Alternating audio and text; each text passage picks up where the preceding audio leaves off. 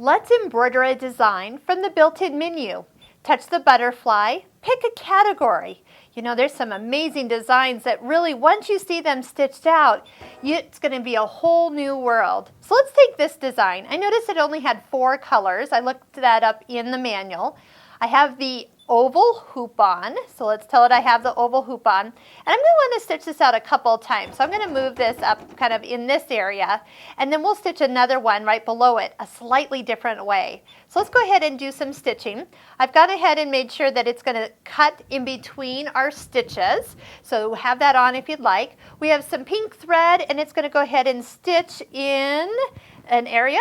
Just the green check mark or the green light is blinking. So I'm going to hold my thread off to the side with my left hand. And I'm going to hold this green button for just a second, just enough so I can go ahead and get started.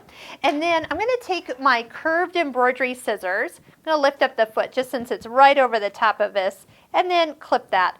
Touch and hold the green check mark or the green button there, and we'll go ahead and get this started. Now, another thing that you can do if you want to speed it up is touch the rabbit, and that will allow you to stitch a little bit faster.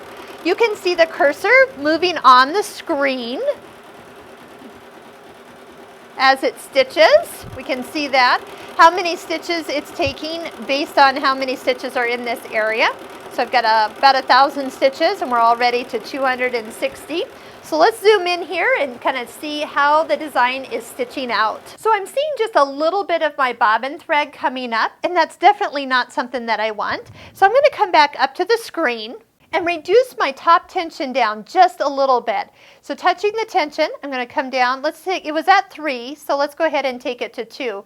One thing nice that I can do is I can actually change this while I'm embroidering. So I can be looking down and seeing if I have the right amount of setting changes for what I'm looking for.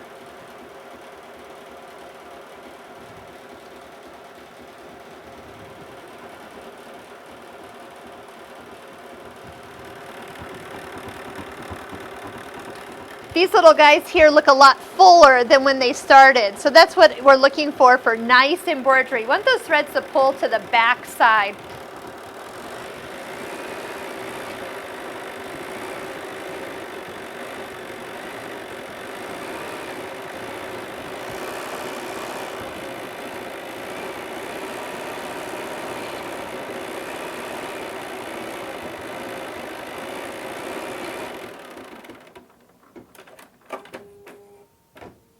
That actual little click you heard at the end was actually the top thread being cut. So I'm going to go ahead and just put another color on, kind of just picking random colors. You're going to get really good at threading your machine. And also, if you haven't mastered your needle threader, you're going to want to do that. So that way it makes threading the needle a lot easier each time you go to start. Push the green start button.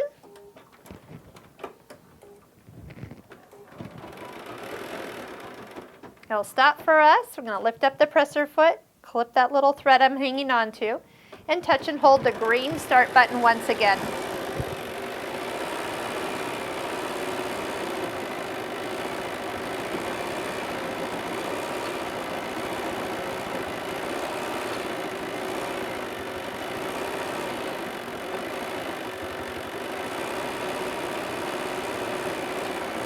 You can hear the machine going a lot faster than when I started, and that was because my speed was reduced. So if you slow this down a lot, that will actually, it was only like halfway. So when I pushed it all the way up to the full speed, then I really got the benefit of the rabbit here. If I take that off, you'll kind of see that it'll kind of return back down to what some people call normal speed. I'm all about, let's get this project done fast here. Another thing that you're noticing, I have my bobbin is blinking, so we do have the fact that my bobbin is getting low. We have 7 minutes total left of this design and 1 minute left on this particular color. So at a glance I could see where I am and how much more I need to be waiting for this design to finish out. We're on to color 3 here, and notice that I have a thread stand now in place. I am going to use that because this design is going so fast. I don't want to actually have to worry about any thread coming out of any guides. It's just that it's just a lot easier. Also, I don't have to look for a spool cap every time I go to change this particular thread, because usually by the time I've pulled it off, I find it on the floor more often than in my hand. So I'm going to just go ahead. We're just going to put the next color on here and stitch out a little bit more of this design.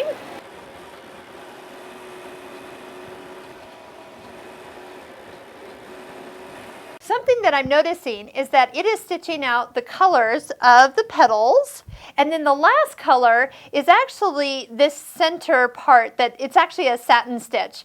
So I am going to put on the monochrome, which means it's going to finish color 3, and then when it gets to color 4, it's not going to stop because I think I want that the same color. So we're just going to go ahead and start that up again. I can walk away and we'll come back to when it is actually finished, and it will just go from color 3 to color 4 without stopping.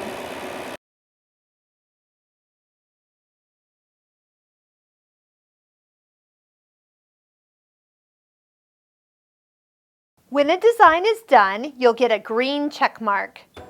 And that last thread was cut, and there's our design. Now notice a couple things within this design is that you see a couple segments here. Do you see a purple flower with just petals and a center? So if we wanted to, we could do this. We could stitch out just color. Oh, it wants my hoop back on, but that's okay, I can do that. All right, so if we stitched out just color 3, which is the petals, and color 4, which is the center, you would have a whole new design. So we're going to show you how you can skip through colors and stitch that. I'm going to stitch that design one more time in our next video.